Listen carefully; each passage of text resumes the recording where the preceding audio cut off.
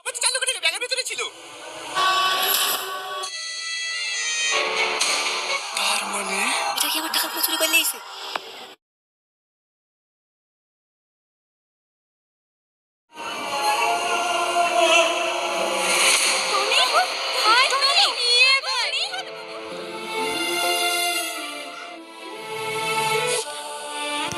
আমি অনেক খারাপ।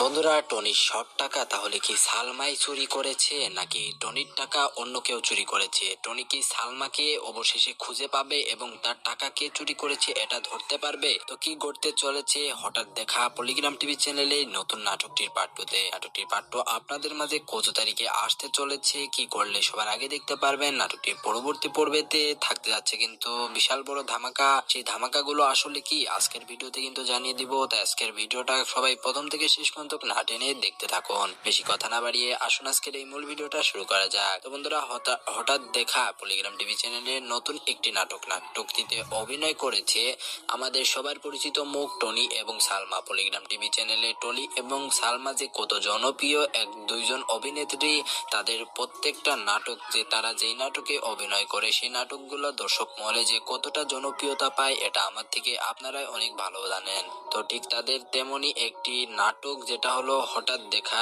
এই নাটকটিতেও কিন্তু টনি এবং সালমার অসাধারণ অভিনয় নাটকটির পার্ট 1 কিছু ঘন্টার ভিতরেই দর্শকদের মাঝে অনেক বেশি জনপ্রিয়তা পেয়ে গেছে।